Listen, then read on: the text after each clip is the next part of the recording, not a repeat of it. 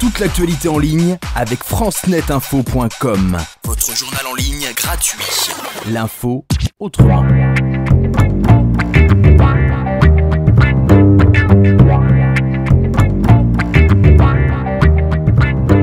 Alors nous nous engageons à lire et à répondre à toutes les questions écrites sur les cartons. Levez la main droite et dites « je le jure ». Bah, je le jure. Je le jure, éventuellement. Éventuellement. Grune, peux-tu nous résumer Métronome, ses mélodies, ses rythmes, de quoi s'agit-il? Alors, Métronome, c'est... voilà, c'est ça déjà. C'est 5 tomes. Donc c'est un récit d'anticipation qui parle justement d'une radicalisation du système.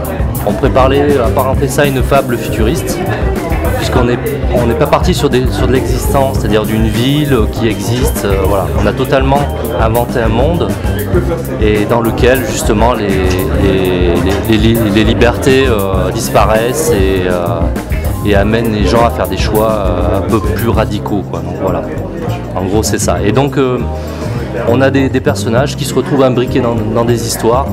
Donc c'est justement un éclairage sur quelques personnages et donc l'acheminement de tout ça qui fait que ils se retrouvent confrontés à des situations inextricables, je vais y arriver.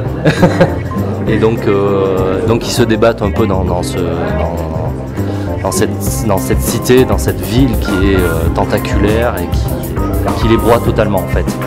Je dirais que le principe, les personnages ont peu de charisme. En fait, le charisme est donné à la ville en elle-même.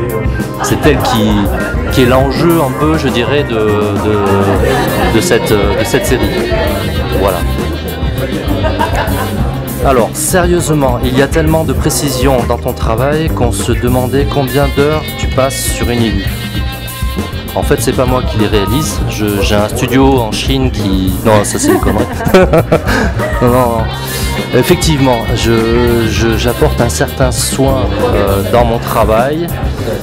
C'est voulu parce que j'ai pas mal bossé dans le jeu vidéo, donc j'ai aussi une expérience, je dirais, assez précise des décors, des choses comme ça. Donc j'ai gardé cette expérience, elle a mûri et elle m'a servi justement à mettre un tout petit peu plus de choses dans mes décors et dans mes univers en fait. Voilà, ça enrichit totalement. Voilà. C'est vrai qu'actuellement il y a beaucoup de dessinateurs qui proviennent soit du cinéma, soit du jeu vidéo ou de l'animation. Et l'un et l'autre nourrit voilà, son dessin et voilà, oui. Alors effectivement, Métronome c'est aussi ça, c'est une atmosphère. Et c'est dans le Métronome, c'est effectivement des décors très travaillés, voilà, donc j'ai voulu, voilà, ça donne vraiment un look en fait. On est dans quelque chose parce qu'il y a beaucoup de BD d'anticipation, donc on n'est pas dans quelque chose de hyper original, on essaye de s'inventer quelque chose et de le fantasmer en fait. Voilà. Quand as-tu été touché par la grâce du Saint-Crayon? Ça t'a fait mal? Non, en fait c'était très agréable. En fait, depuis tout petit, ça c'est un peu tous les dessinateurs, hein. C'est quelque chose que j'ai enrichi au fil des ans. Je peux dire que je suis complètement autodidacte au niveau dessin. Et puis, donc voilà, après, j'ai fait une formation d'art graphique, ce qui m'a permis d'enclencher sur des professions liées à la communication graphique, à la pub, après aux jeux vidéo, à l'édition pour enfants, voilà. Je dirais mon évolution s'est faite un peu dans plusieurs métiers. Qu'est-ce qui t'a séduit chez Sylvain? Et toi Sylvain, qu'est-ce que tu lui trouves? Bon, alors Sylvain, moi je connaissais son travail, je trouvais déjà très intéressant et bon, j'ai suivi son parcours. Et quand j'ai terminé ma série Métronome, je me suis retrouvé sans rien et je me suis dit j'ai une idée et j'aimerais la présenter à un scénariste. Et donc j'ai choisi Sylvain parce que son travail, déjà sur Orbital, je trouve exceptionnel. C'est quand même une BD de référence aujourd'hui au niveau science-fiction. Il n'y en a pas beaucoup, hein. Donc voilà, donc de par son écriture, sa façon de... Je le vois aussi dans le travail qu'on est en train de mettre en place. Il y a un découpage qui est exceptionnel et une narration qui est hyper originale. Donc voilà. Donc ce qui m'a justement poussé à aller à le rencontrer et à travailler avec lui. Et moi, qu'est-ce que je lui trouve donc d'abord, c'est un excellent dessinateur, c'est un excellent illustrateur qui a des bases de dessin incroyables. Maintenant, la bande dessinée, c'est de la narration, c'est un récit et c'est un excellent narrateur, un excellent metteur en scène. On partage aussi la même passion pour la science-fiction d'anticipation. Donc moi je connaissais son travail et puis quand on s'est rencontrés humainement ça a tout de suite bien fonctionné parce qu'on a la même vision de l'approche du récit. C'est une vraie collaboration, on discute ensemble du scénario à la base, on est à l'écoute l'un de l'autre et ensuite c'est assez fluide en fait dans le travail. Moi je travaille de mon côté, j'élabore les séquenciers, les synopsis, je passe ensuite au découpage page par page, case par case. On se contacte régulièrement, mais en même temps c'est assez rare en fait qu'il y ait des points d'accroche sur lesquels ça fonctionne pas, ce qui prouve qu'on a vraiment la même vision du récit.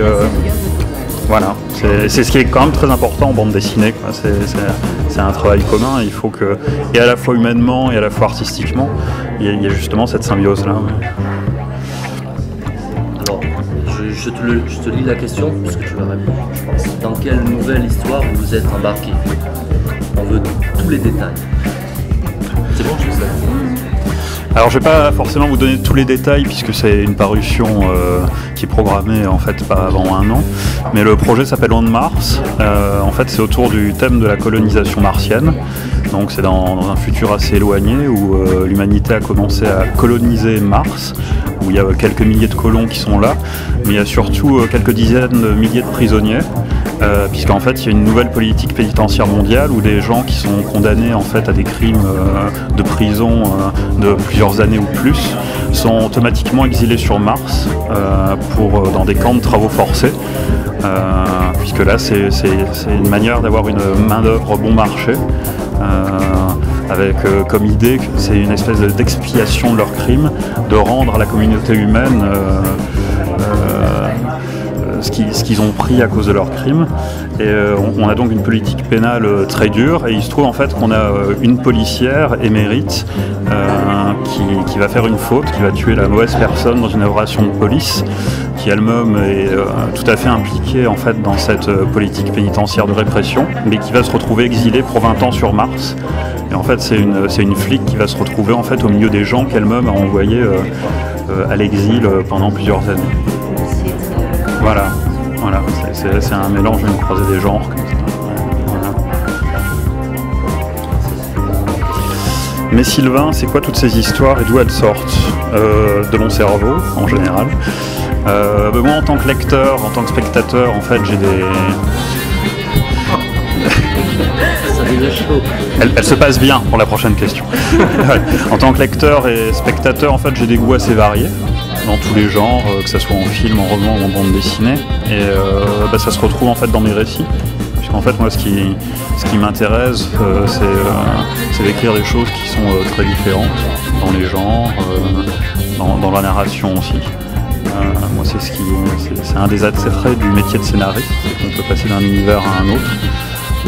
Toujours en partant des personnages, hein, c'est un principe de base dans le scénario.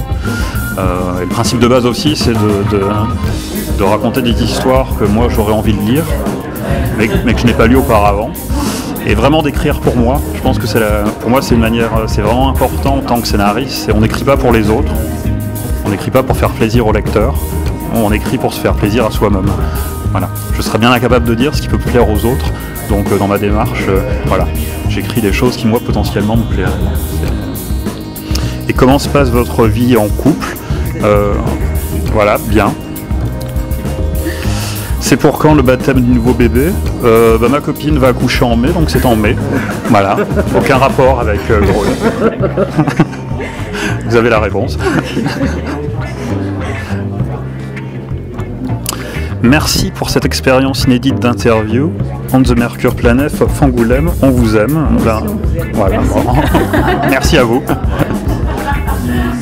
Merci à vous deux.